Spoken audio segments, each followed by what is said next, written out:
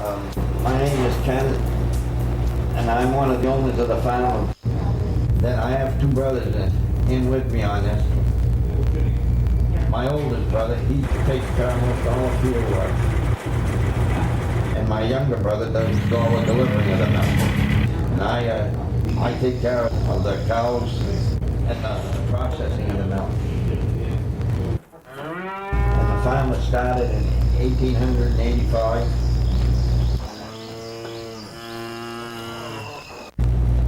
So that makes it been 108 years that we've been delivering milk in Winchendon, and the name Murdock came from the Murdocks owned a lot of the land, and when my great-great-grandfather, whose name was Peter Murdock, he bought it, the agreement was that it would always stay as Murdock Farm. My grandfather ran it till 1938 when he died, and then after that my three uncles took it over.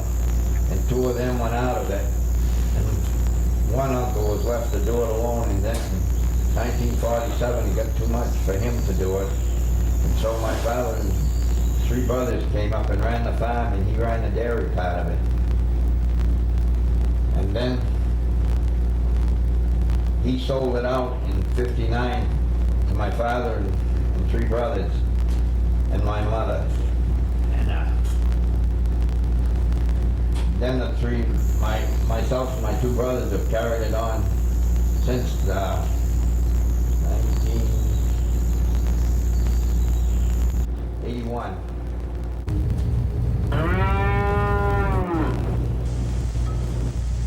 And then of course the farm runs the year round there. We put up milk.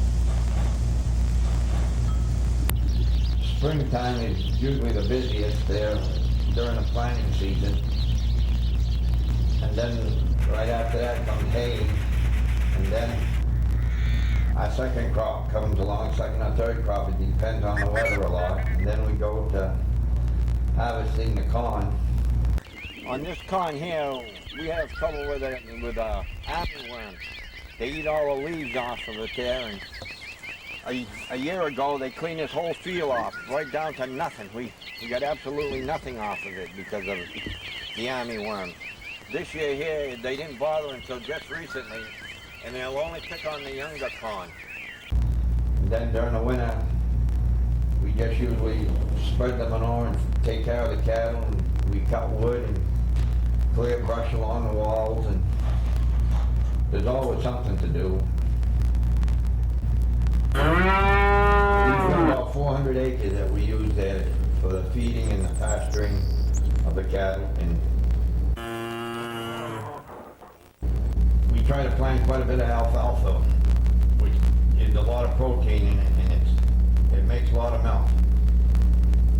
And then we use a lot of timothy mixed in with it.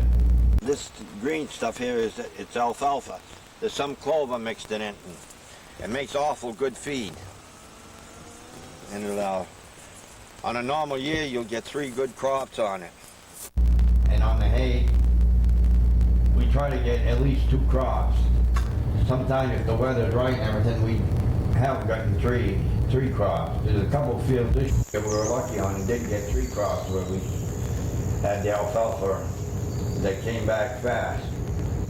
On the weather, we have to follow the weather pretty close there, because the farming really depends on the weather. Like if you cut your hay there, you've got to try to figure at least 2 or 3 days ahead to the plant to get it dried. And in the spring, you've got to figure it to on planting, to plant it at the right time, not when it's too wet because your seeds will all rot.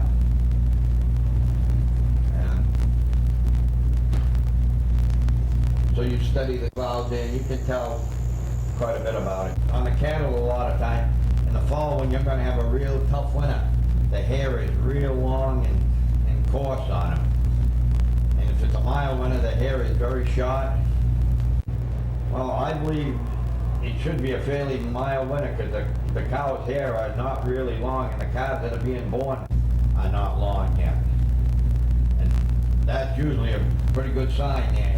Like even the calves that are born, they have long hair. You can figure gonna be cold. But this year here, so far, they're very, very short. I mean, you're bound to get some cold days, but normally, I think it's gonna be fairly decent.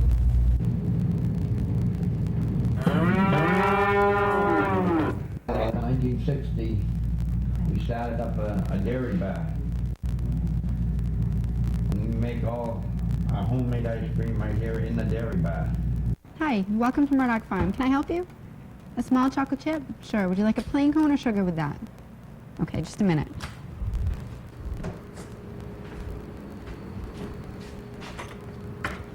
Michael.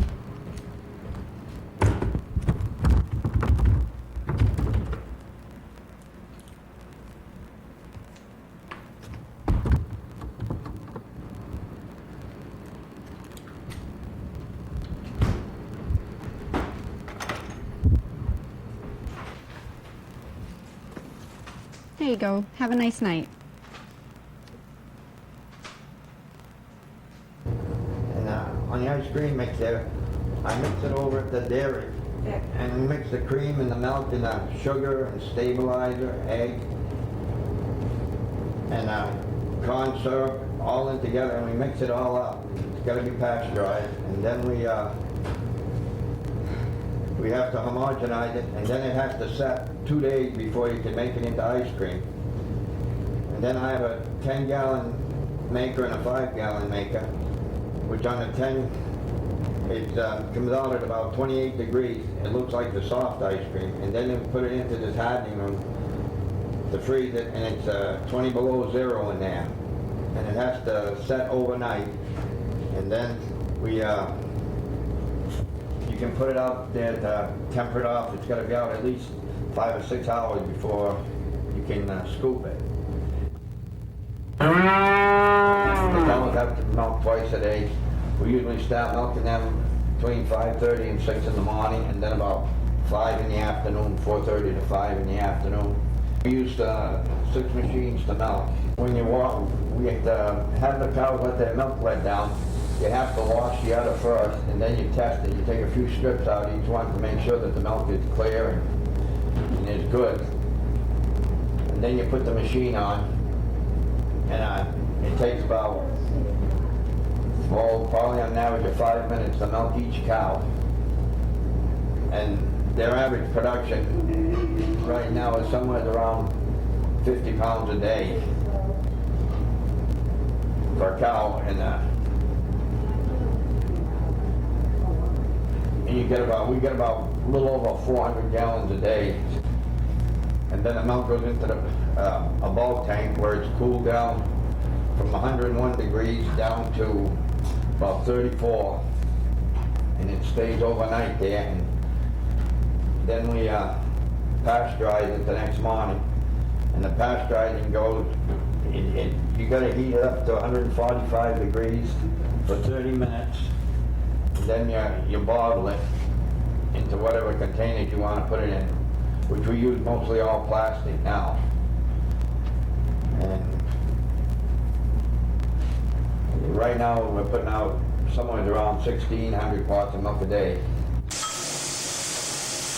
On the cattle, we have the cattle calving year round to keep the milk production pretty even. The cows have to calf at least once a year. And so they'll milk usually about 10 months, and then you give them 8 weeks off so their bodies can build up again for their next lactation of milking.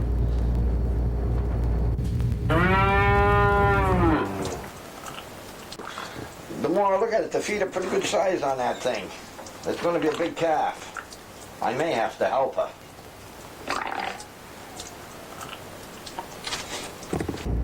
Well, we had one calf here that you'll see the picture of the cow having a calf.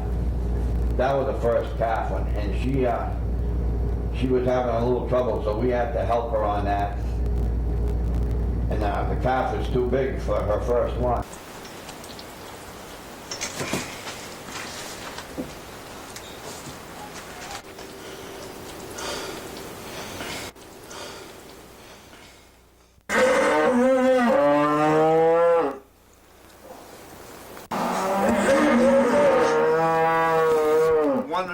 2 inches more.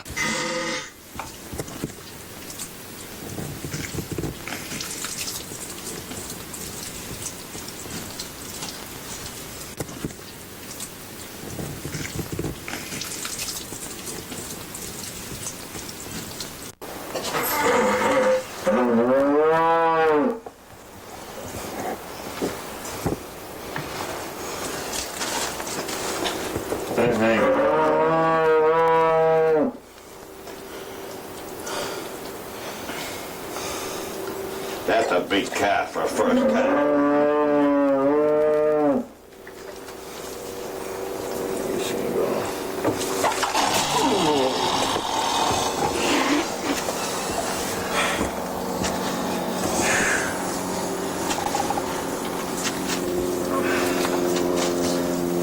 That calf there, we sold it, it was 48-year-old, and it weighed 144 pounds. And it was such a good calf there that it brought the top dollar, which we got $227 for that calf, which was excellent for the price there. That heifer there that's on there, when she got it straightened out there, she gave 80 pounds of milk a day, which is very good for a first calf heifer.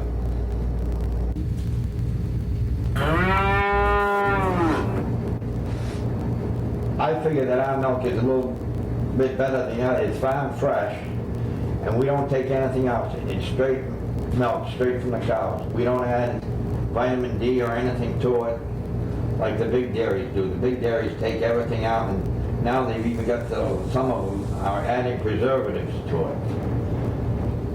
Our price may be a little bit more than in the store, but actually you're getting a better product. Most all our milk is delivered retail. We go house to house, which is getting to be very rare. And that way there you actually get your milk fresher, because it's milk one day and bottled the very next day, and we bottle 6 days a week, so it's always fresh. So what's bottled one day goes out the next day.